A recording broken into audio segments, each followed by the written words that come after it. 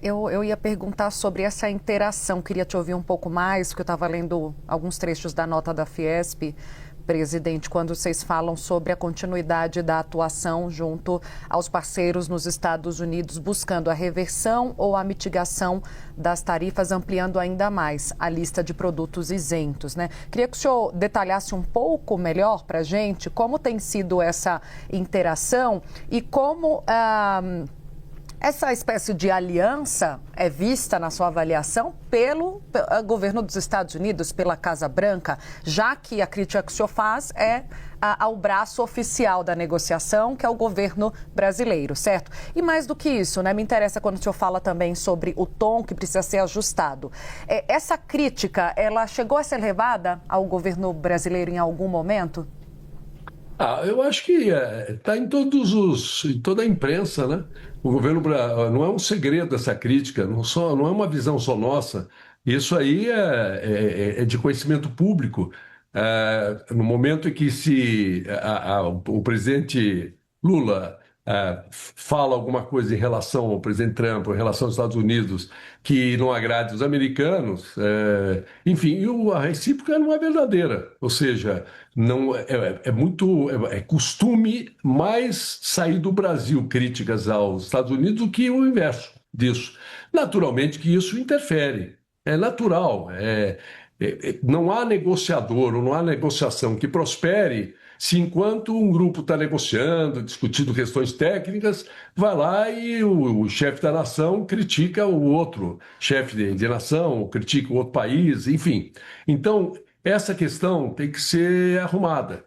Convém ao Brasil estar bem com a maior economia do mundo. Convém ao emprego no Brasil, às empresas brasileiras, à tecnologia, à inovação, aos investimentos no Brasil. Nós estamos de bem com os americanos. Então, nós devemos nos esforçar para isso. Eu não estou dizendo que eles não errem, eu não estou dizendo que eles estejam certos das reivindicações ou nessa imposição de tarifas. Eu acho que eles estão errados.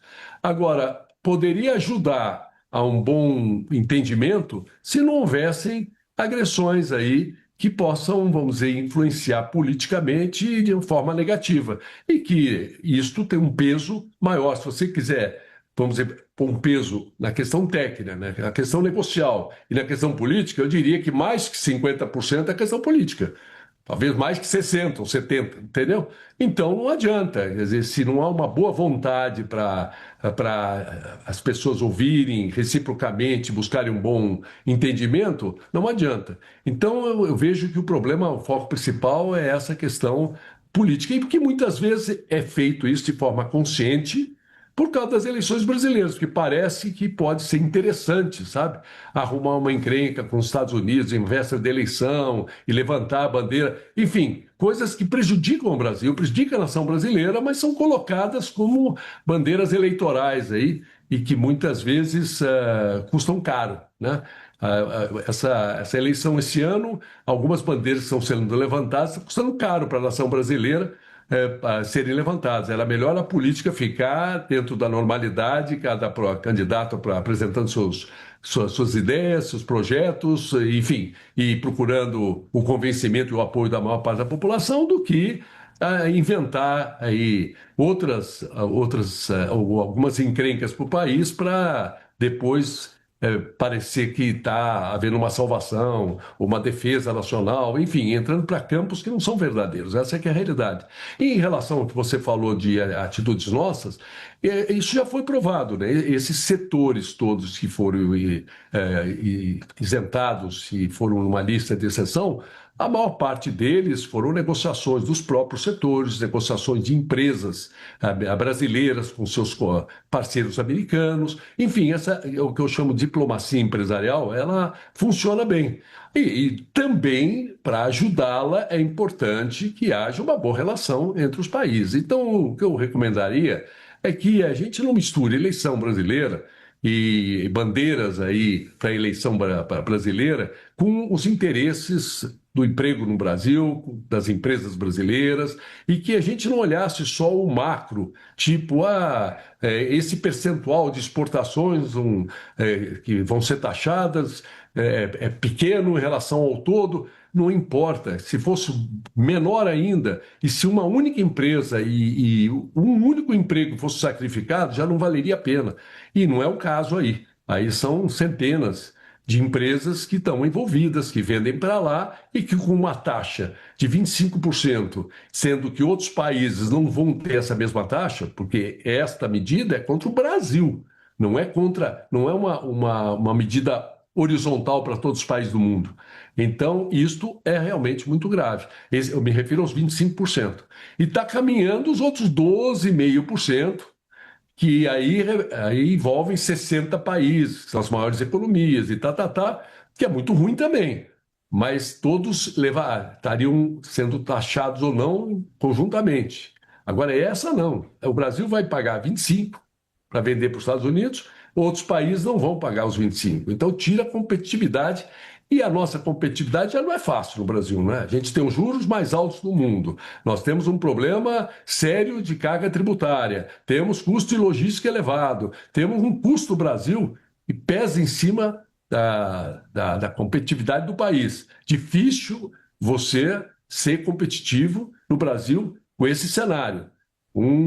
Esse peso de juros altos, de impostos altos, de custos altos de logística, custos altos de dificuldade na segurança pública, segurança jurídica, enfim.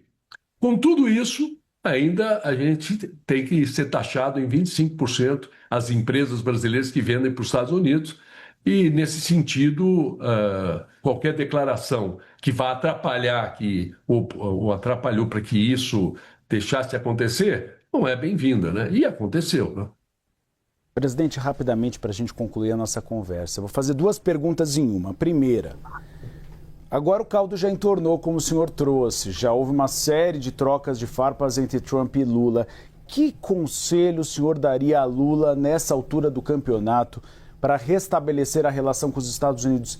E mais, Flávio Bolsonaro ajudou ou atrapalhou nesse episódio? Olha, falar que atrapalhou não pode ter atrapalhado em nada. E ajudou, eu creio que também não conseguiu ajudar. Ele tentou, ele foi lá, uma tentativa de ajudar, mas se tivesse ajudado não teria a taxação. Então eu diria que ele não atrapalhou e também se esforçou para ajudar, mas não teve efeito a tentativa de ajuda dele. O conselho para o presidente Lula é que se foque nas eleições do Brasil. Não utilize, vamos dizer, as relações entre o Brasil e os Estados Unidos para bandeira eleitoral no Brasil. Quer dizer, interessa ao Brasil ter uma boa relação com os Estados Unidos. É importante que o governo brasileiro saiba que é bom para o Brasil ter uma boa relação com o governo americano. É um grande cliente de manufaturas brasileiras, onde agrega valor, onde emprega intensivamente. É um grande investidor no Brasil e tem um potencial muito grande a ser explorado. Como eu já disse, nós vendemos 1%, ou em torno de 1% do que os americanos compram do mundo. Nós podíamos vender muito mais do que isso. Nós podemos receber muito mais investimentos. Nós podemos fazer também bons investimentos lá. Enfim, interessa uma boa relação com os Estados Unidos, que não é uma relação que começou ontem, tem 200 anos essa relação. E é importante que se cuide disso. E eu diria que, desde que não se misture as eleições do Brasil, como bandeiras eleitorais, as boas relações entre Brasil e Estados Unidos, eu acho que o presidente Lula vai estar prestando um bom serviço ao Brasil.